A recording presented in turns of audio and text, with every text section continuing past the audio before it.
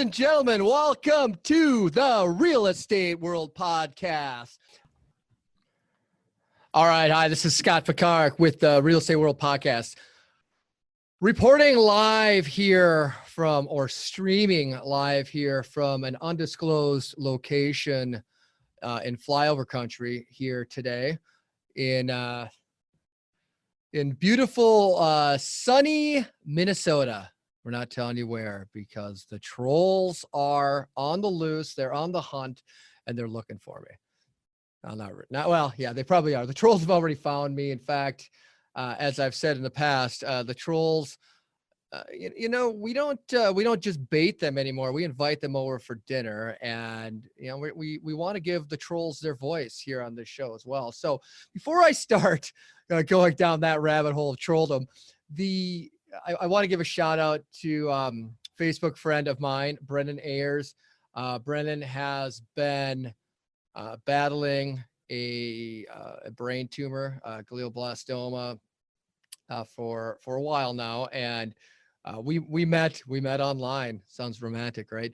No, we did meet on a Facebook group, and Brendan has given me some guidance with my health stuff. So it looks like he's got some super good news. He's posted his brain tumor has basically it's too small for the neuro-oncologist to measure. So congratulations, Brendan.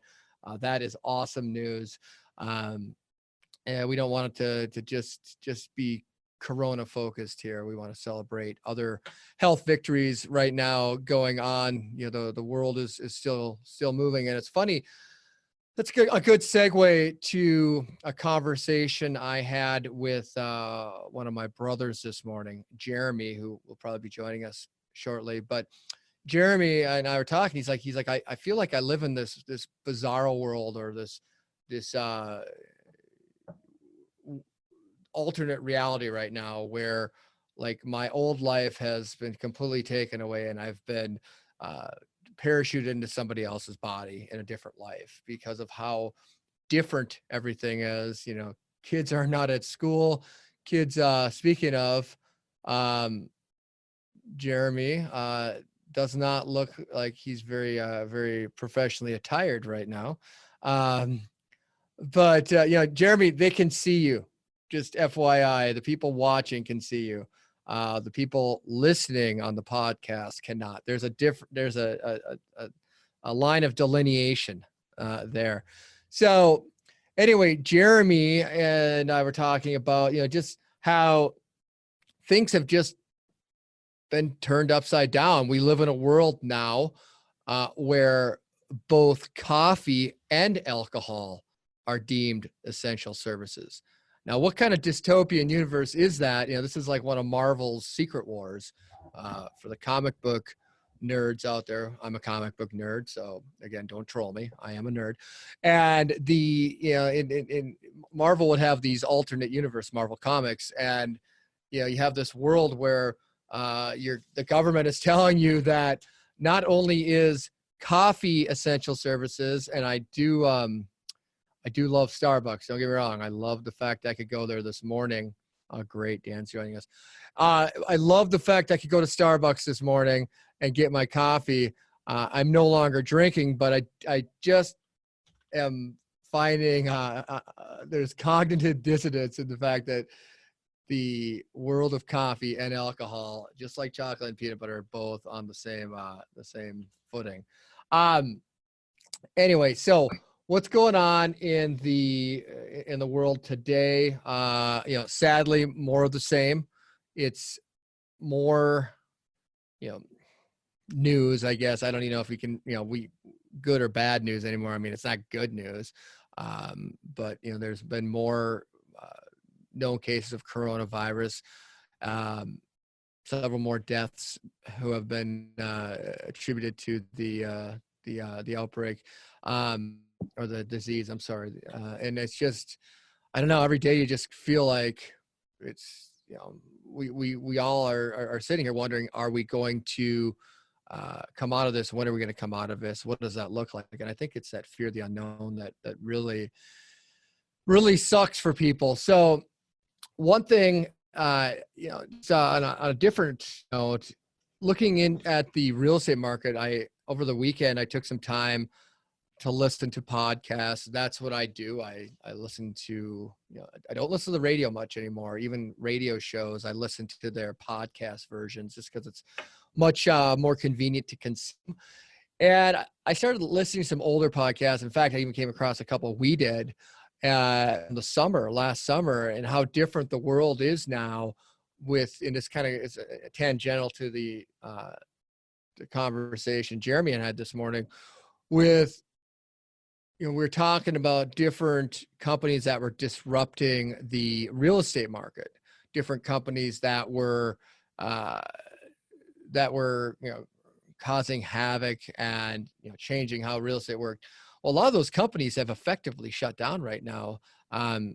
Zillow, I'm not saying Zillow shut down, but, Zillow has shut down their home buying program, one that was losing several $1,000s. And, Jeremy, I think you might have some information on that as far as what, those numbers were in the fall. But I believe they were losing anywhere from $5,000 to $10,000 per home.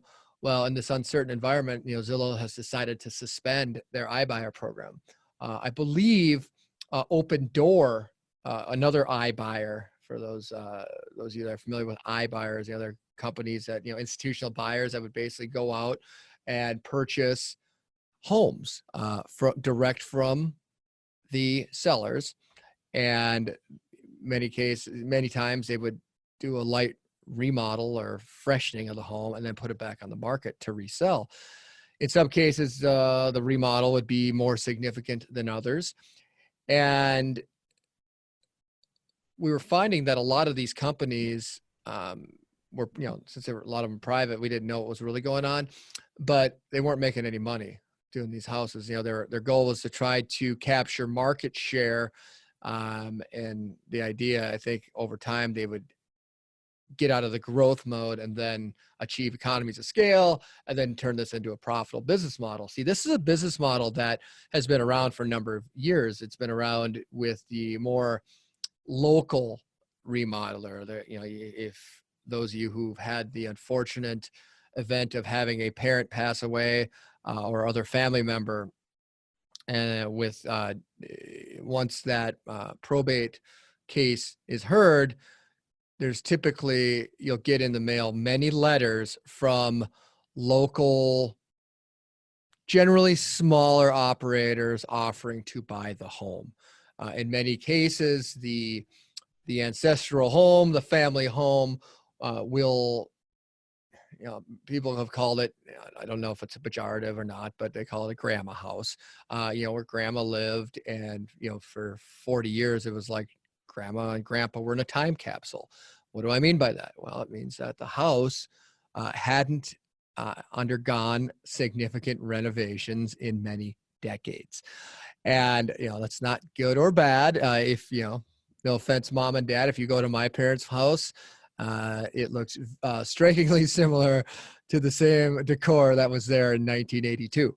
All right. And, to my parents, it's just not a huge priority to my parents right now, who are getting along in years. I got to think here. How old are my parents now? They're past 60. We'll just leave it at that.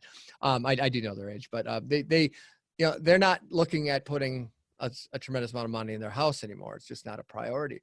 So what would happen is you would get this, particularly in areas where there was a lot of aging population, and in the market we live in, we know where those places are. But as people would pass away, you'd get these smaller operators would come in and they'd mail letters, they'd knock on the door once they got the probate notice, and they'd offer to buy the home. And generally they'd be dealing with an executive of the estate, many times a family member, a child, the siblings, whatever, and they'd offer to buy the house cash as is, close in a week or two, flexible terms. And their intent to buy the house was to renovate it, resell it, sometime, in some cases rent it. And so hold on one second. idea here was to, turn the property for a profit. And, some people got a bad name doing this, right? Because they were engaged in equity stripping, or, they called them flippers, and they go in and they, sometimes they, some people would use a derogatory term, flippers, but some people call them wholesalers. They would go in, purchase the property, and then many times they would sell the contract, for $5,000 or $10,000 or whatever amount of money to a different remodeler who would come in and remodel and resell the property. So there's always a fine line of debate as to what's the fair price and what is a reasonable profit expectation for uh, an investor who comes in to buy the house and resell it. Now, Open Door, Zillow, OfferPad, I think there was a company called Knock, and there's other ones. There was one called Golden Key, which I don't believe is in business anymore. They were in the southeast. These companies came in, and their goal was to go on an institutional level and buy homes in a similar manner. So Open Door created this sophisticated, go to opendoor.com, created this sophisticated online system where you could go in, put in your address, tell them as much as you could about the property condition, the types of amenities, and they would basically generate an offer for you on the spot. Now, there were conditions. They weren't in all areas. They didn't make offers on all types of houses, and so on. There was a limit to the value of the offer that they'd make, and that varied based on different markets.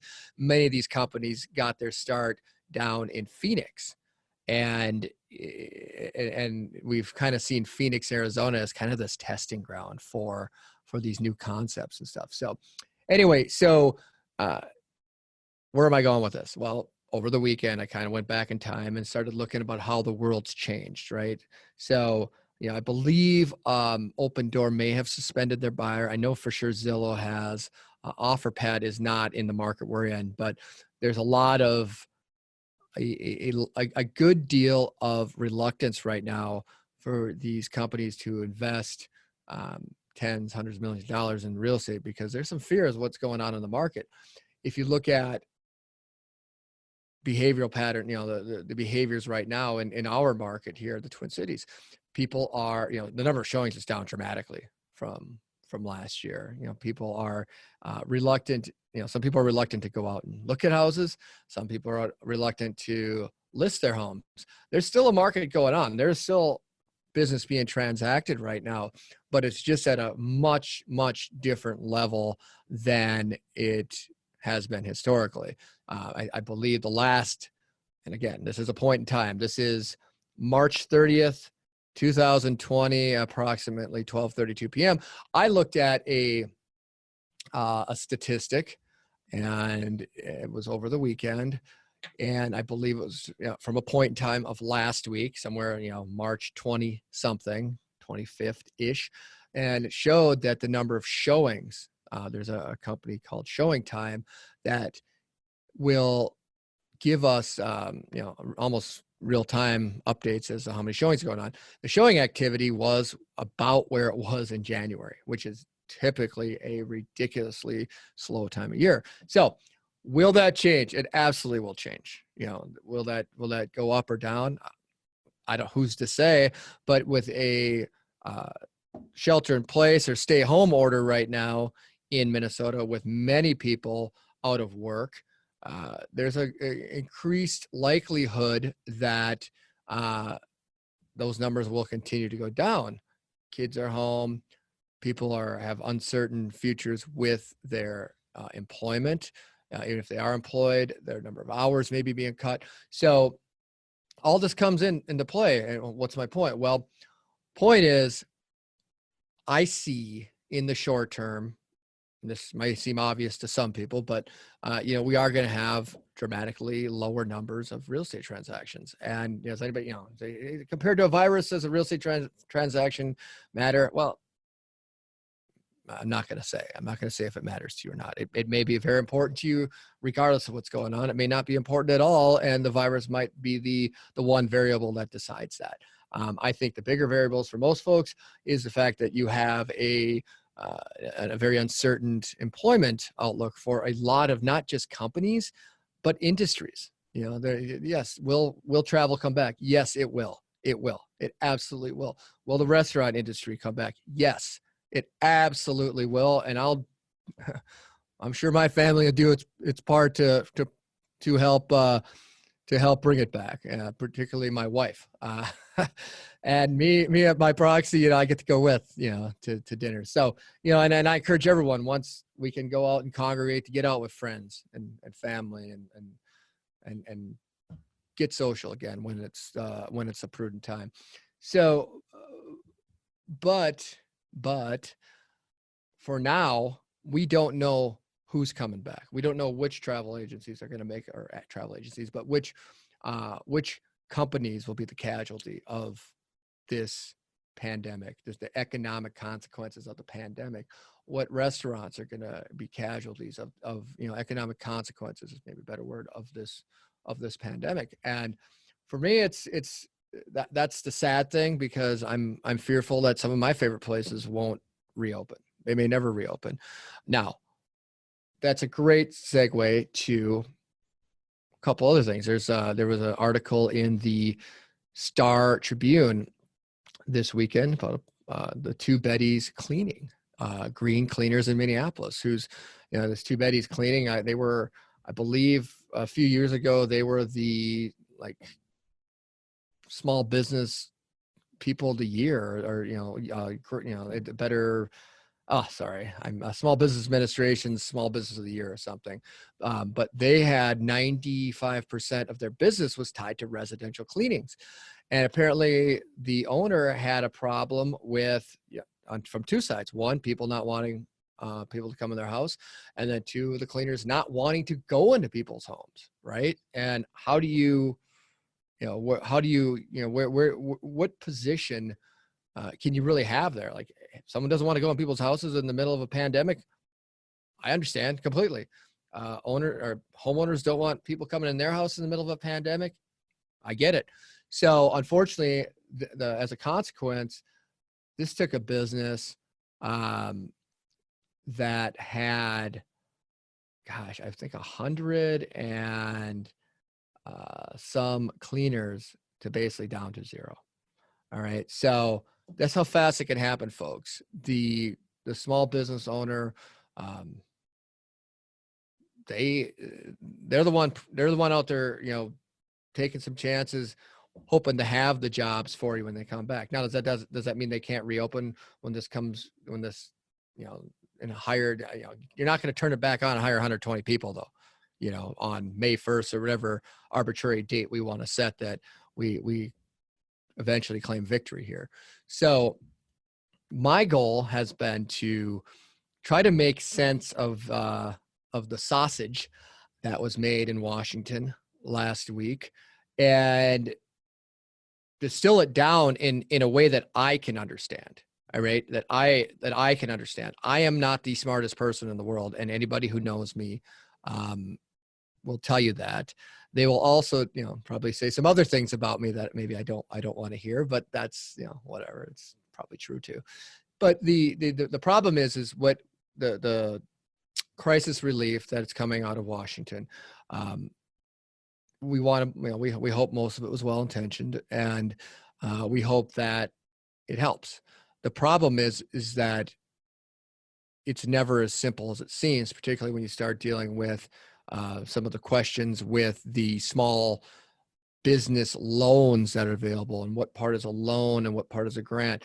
How do individuals, the money you're going to get as an individual, how does that work? $1,200 per person, $500 for a child. Now, from what I understand, it can be both 2018 or 2019. It could be either 2018 or 2019 tax returns. And I've read so many articles, I can't remember if it was the priority was 2019 if you're not filed, and it goes to 2018. And maybe you can use 2020. I don't want to confuse it. But if you are from what I understand, if you're being claimed by a parent on their tax return, you may not be eligible for the one-time $1,200 payment. So my goal in the next 24 hours is to really get some succinct, clear guidance. And maybe it doesn't exist, but I've been looking and reading and learning and distilling this information. Now, when you get into, unemployment, basically the unemployment rules have been relaxed dramatically. All right. To the point where I would say that it would be pretty difficult for them to deny you right now. And we're going to test it. Like, I know some people that are going to, they're going to lend their stories, and people who have recently been put out of work in careers or industries that haven't traditionally been beneficiaries of unemployment. And we're going to see what happens. The other thing is the small business relief. And that's another, like, on a state and federal level. I talked to people today. I got a little more clarification on it from what they understood, but it's still, they don't know. All right. So again, my goal, I'll bring it, I'll post it. Apologize if there's a lot of stuff going on the Facebook feed right now. If you don't like it, I apologize. And I'm not going to say just unfriend me if you don't, click like 4 times on everything I post. No, look at what applies to you. If it doesn't apply to you, ignore it. We're really trying to serve 2 groups of people here.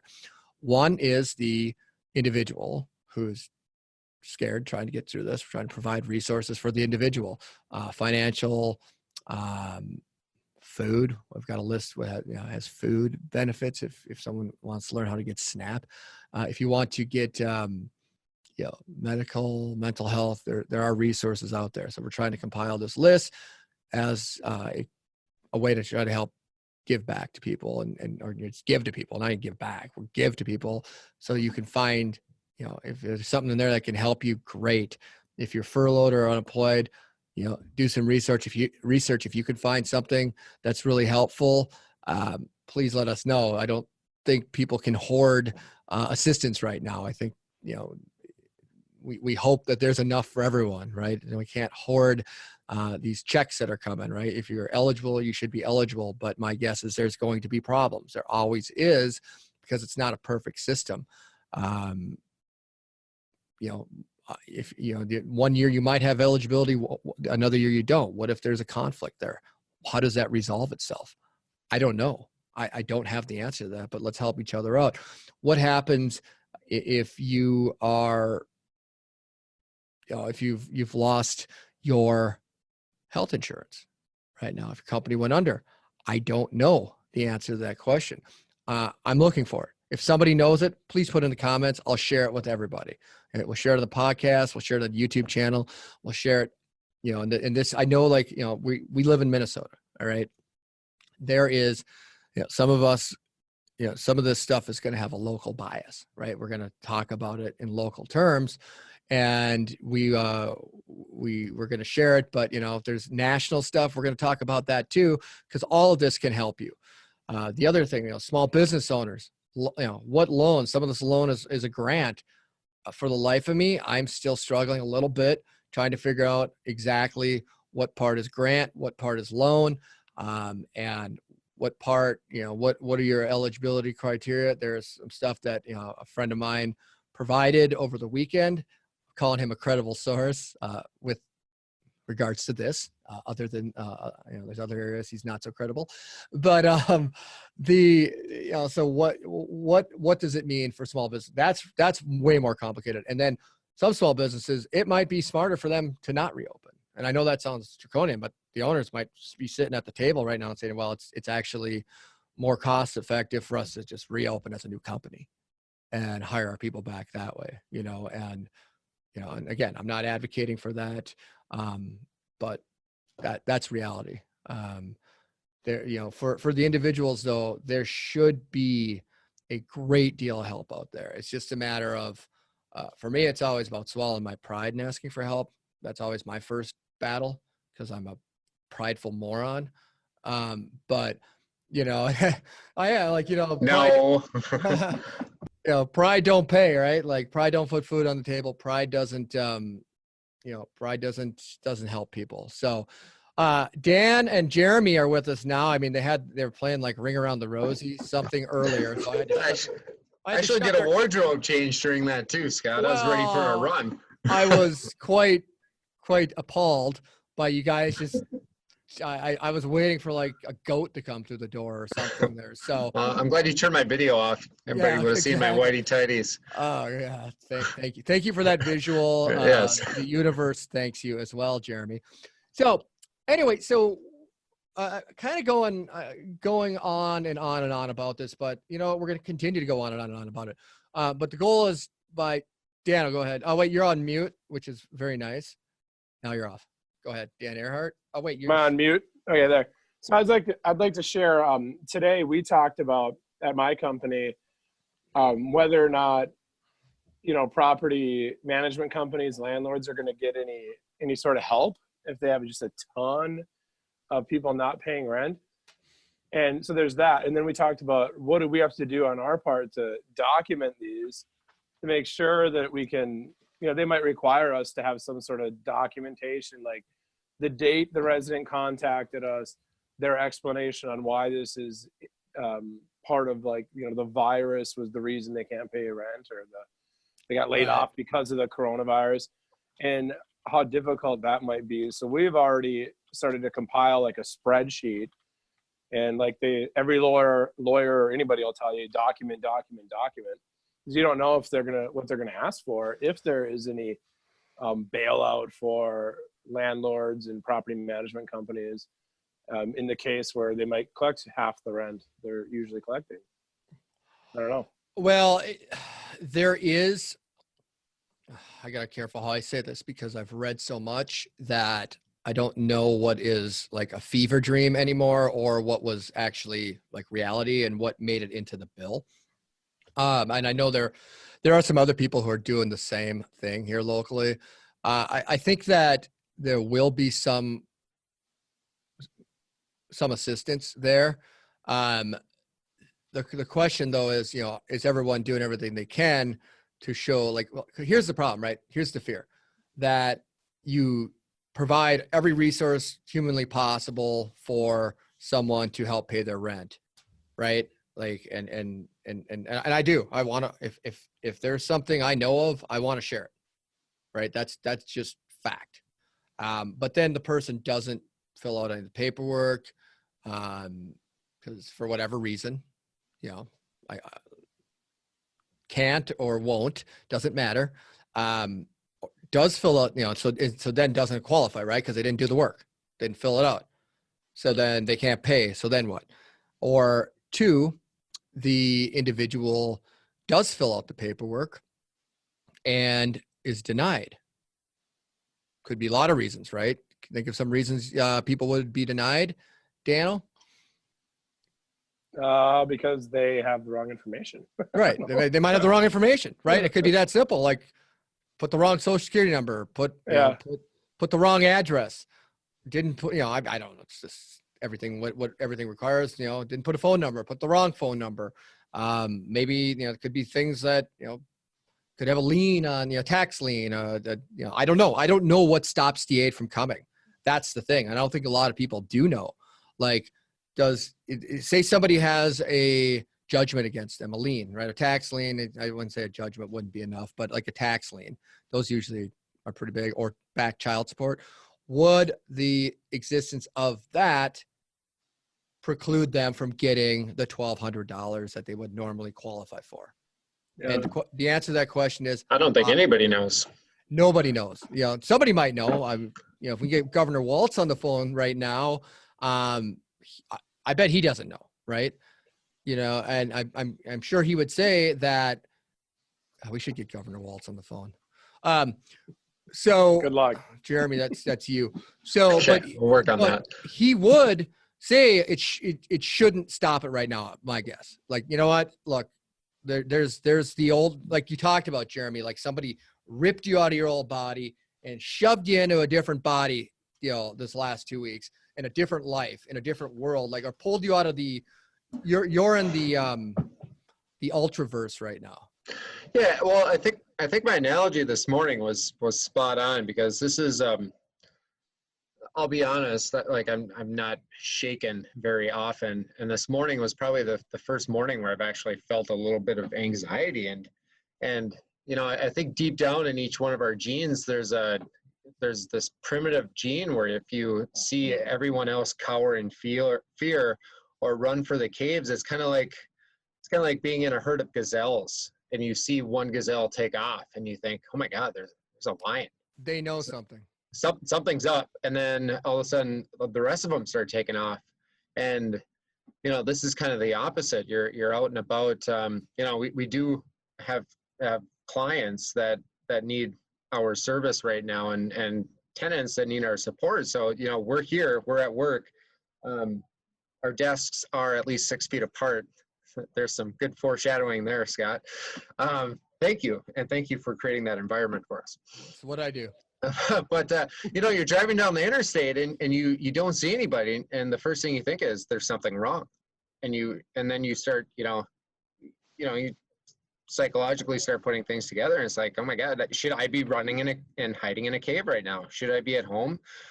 Or yeah, you think Walking Dead, post-apocalyptic, like craziness, and then you start looking at people funny, right? Or you're in the grocery store and everyone's looking at you funny, like you've got something on your back, like an alien ready to jump on them and stuff. And you're like, and then you start looking at other people that way too, and you're just like, what the hell's going on? Like, what is wrong with me?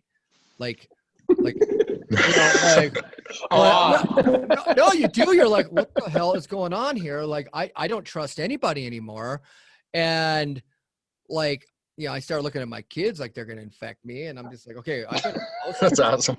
I've been in the house too goddamn long here, right? Like, well, yeah, and it's interesting in fact, when you're out in public. We were in the house so long that my wife likes me again.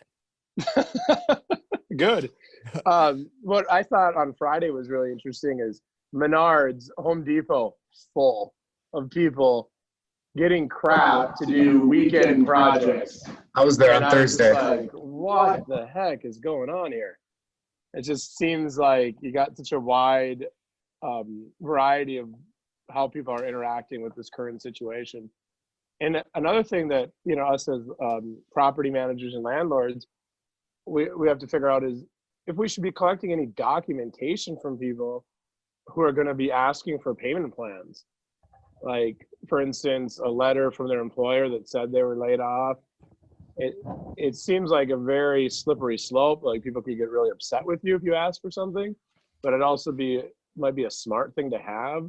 Well, I agree. I think what we'll do is we'll get an attorney on tomorrow. We did have Matt Engel talk about some of the housing stuff on Friday, was it? I believe. I think it was on Saturday. It was you and Dustin, and then you and Matt on Saturday. Yeah, we went live on Friday. It was Friday. Yeah, Saturday was Dustin. So, but we'll get another attorney on to talk about some of these things because they're good questions. In fact, you guys should be writing these down. Right. Well, and the other thing too is, if there is some sort of an aid program where tenants can get aid, or property managers for that, well, for that point, it's good to, if they want documentation provided, look, these guys are having some issues and they've been giving resources.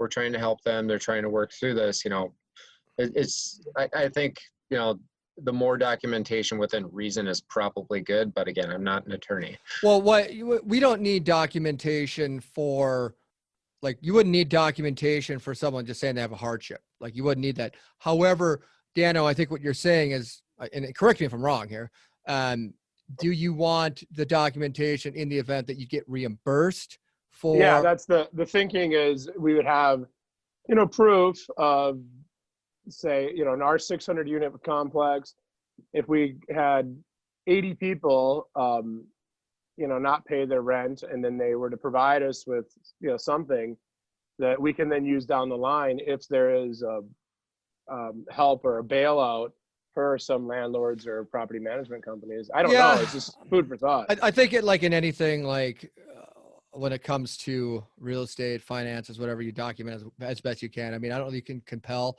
anybody to, provide that. I mean, here's the facts though. There is a a tremendous amount of help coming for a lot of people in the short term. Now, if this goes 6 months, it's a different story. But if this, if we can hit the curve flattens in 30 to 60 days, that's a different story than if it was 6 months, right? So I'm not saying any of this is good, but we can get through it with the right, with the right communication, with the right mindset, with the right sharing of information. It's kind of like the real estate market right now. The real estate market, houses are still selling. Houses are still selling.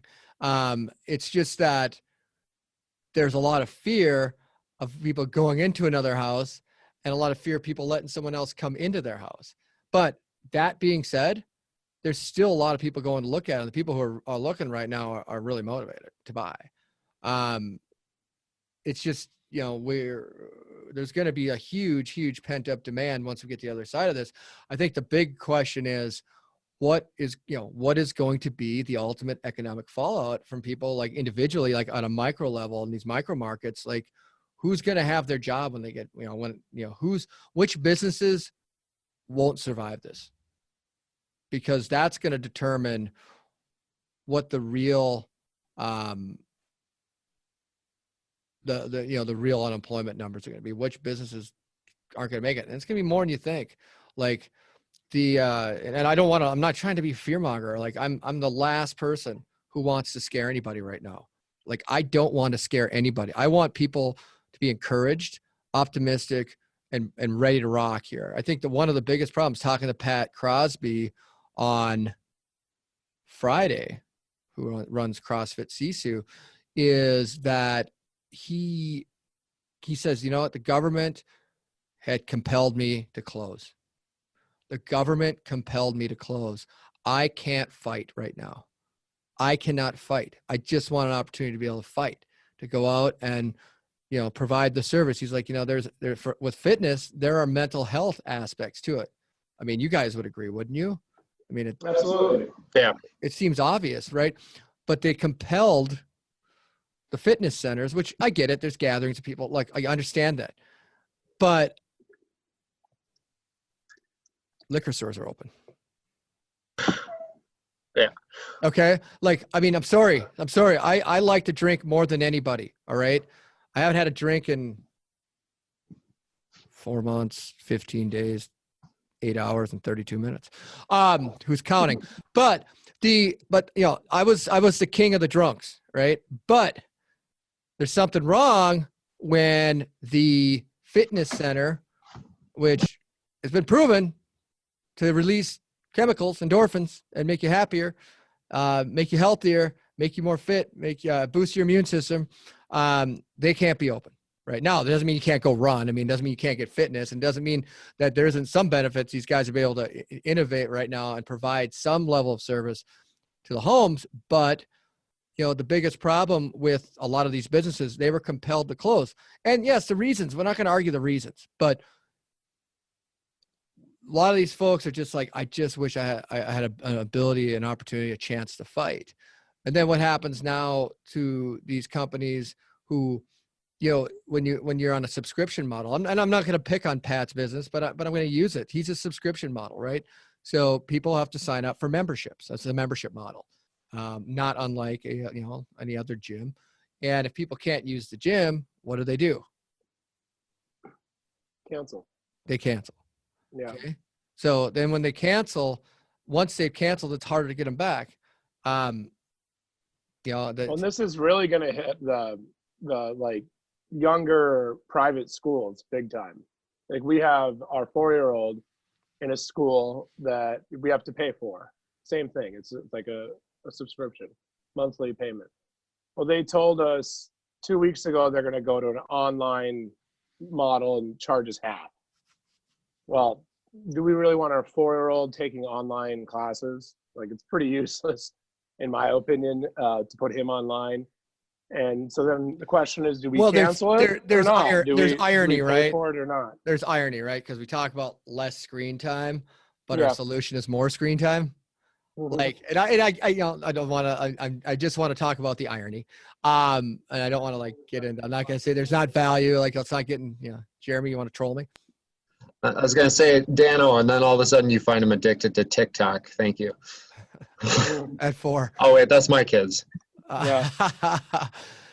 But my kids No. are addicted to destroying our house. But no, it's just interesting because all those teachers, you know, are counting on people like me not to cancel. It's not lost on me that they need us to support them. But then there's also, you know, like, do you just give them the money as a charity kind of thing? You know, it's kind of bizarre. Look, It's a it's weird feeling. Yeah, it's a weird feeling because you want to support the people, right?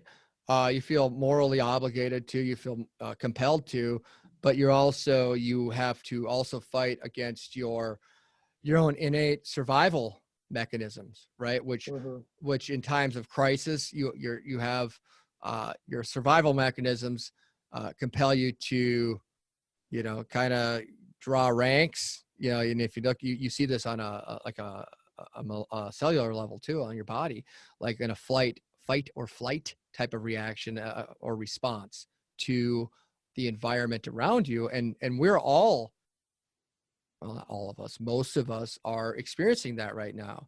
You know, you see the freeways empty at, you know, 5 o'clock at night, and you're just like, there's something wrong here. It's called cognitive dissonance, where your mind is seeing what's going on. You're like, oh, this is 5 o'clock. All right. On a Tuesday.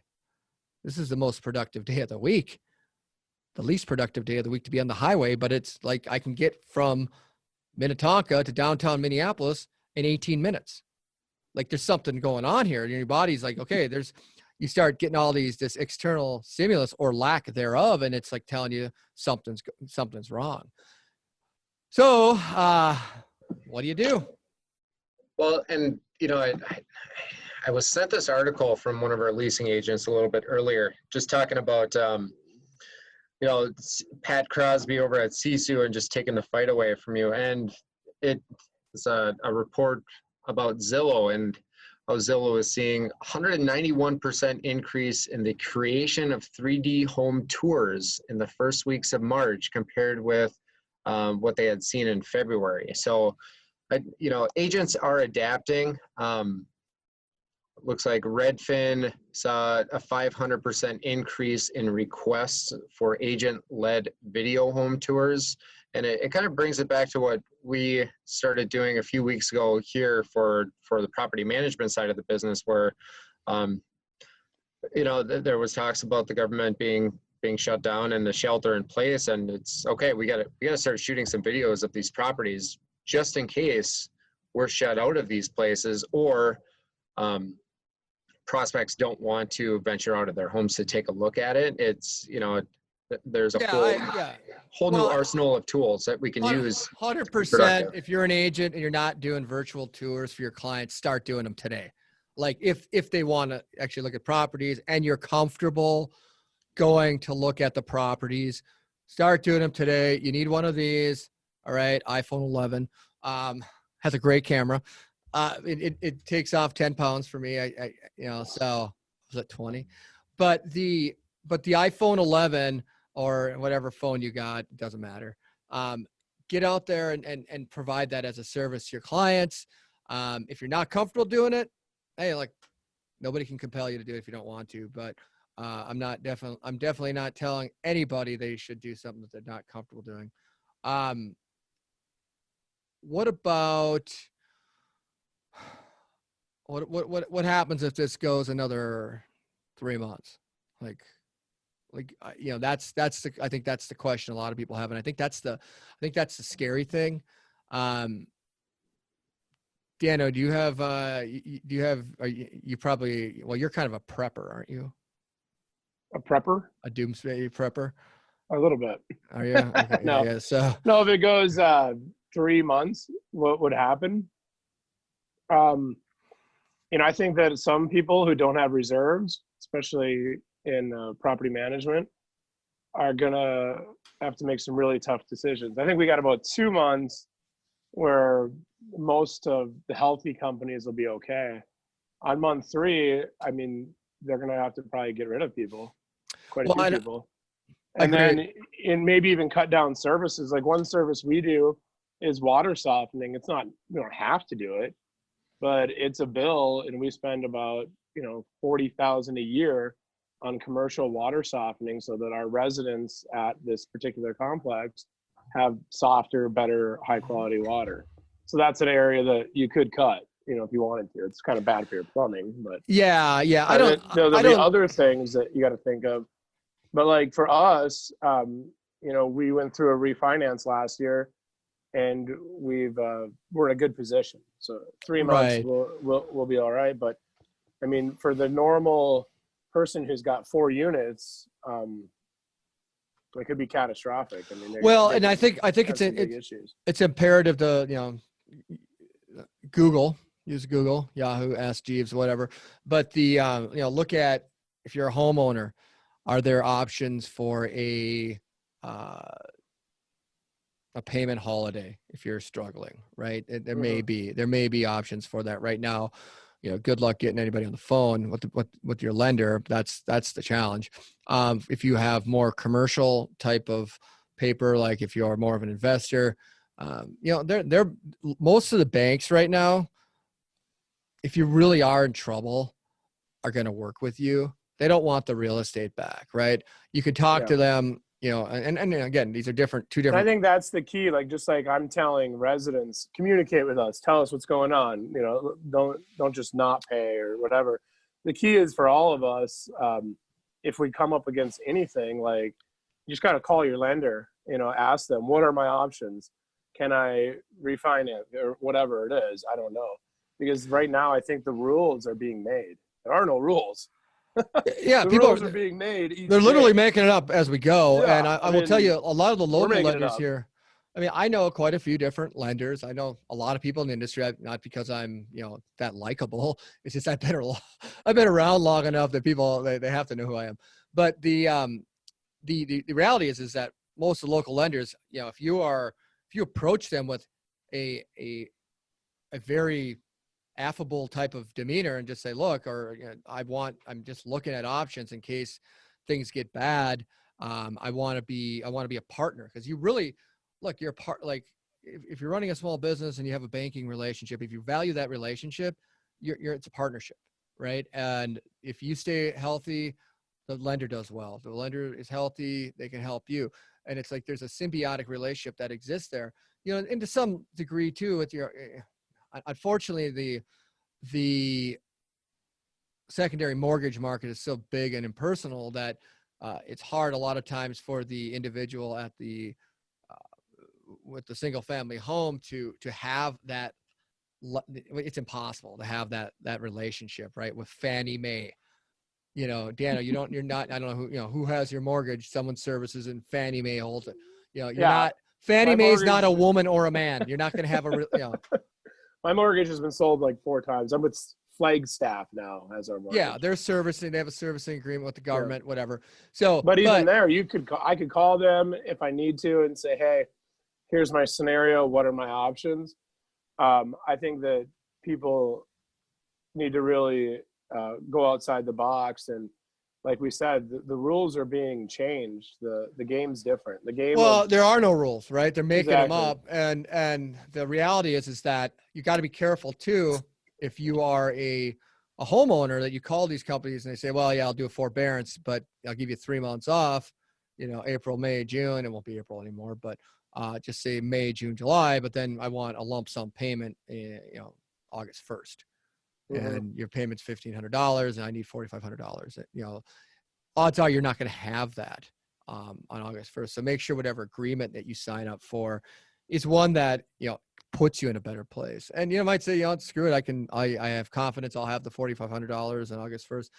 I'm using that as an example. So don't use that as the only example, but there might be options where they just say, look, we'll give you a payment holiday. We'll add it to the end of the loan. For a lot of people, look, if that gets their head above water for a period of 3 to 6 months, hallelujah. Well, and I mean, there's got to be, I'm just making this up, but the option to pay the interest.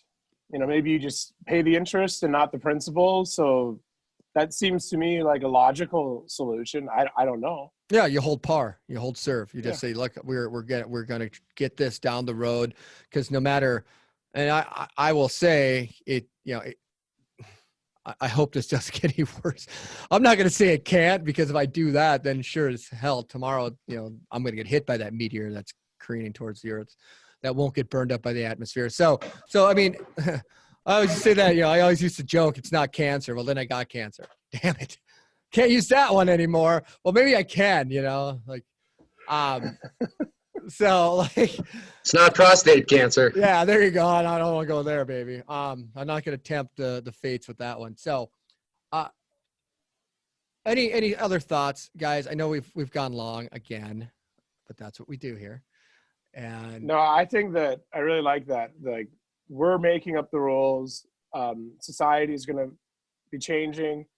What was normal before won't be normal anymore, and vice versa. And just to, take this time to enjoy life. It definitely could be much worse, for almost everybody. well, and that's a we theme know. that came up over the weekend when I was talking to Dustin. Like, you have people have kids home now. That could be a curse, but it could also be a blessing, to be able to spend some time at home with the kids. Frankly, I'm good for about half a day, and then they get to me. So we got to have like this tag team type of I love my kids, I love my family, but to be home with them 7 days in a row or 365 days in a row would be very bad for me. It's just they are Maybe bad for the kids too. maybe bad for everybody. But my advice right now is everyone, cut everybody some slack. Yeah. Give everyone the benefit of the doubt right now. And this is me talking to me. Scott, give everyone benefit of the doubt right now. Give everyone a break. Don't assume that you know what they're talking about. Don't you assume, I've got enough emails in the last, 10 days that say, what are you going to do about this? I'm like, I'm nothing. I'm not going to do anything about what's going on. There's nothing I can do. All I can do is control how I respond to it. Stop reacting to it. And, again, that is a daily work in progress. I am a work in progress. Like I am on the potter's wheel daily. And I encourage people to spend more time responding versus reacting. Me too.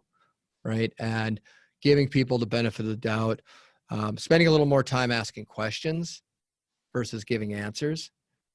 The opposite of what I'm doing right now. Jeremy, what do you have to add to that? I like the new you, Scott. Just listen to what I have to say.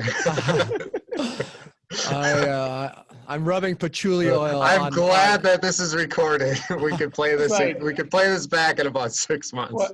One time my boss told me, he goes, you should try speaking less, listening more, and you'll gain credibility. That's a good one. God gave you 2 ears and 1 mouth, and you're supposed to use them in proportion to what he gave you. Yeah. That's a good one. I think today was good. It's just relax. It's really easy to be stressed out and be anxious right now. And, everybody's kind of getting cabin fever, being stuck in the 4 walls. It's free to go out for a walk.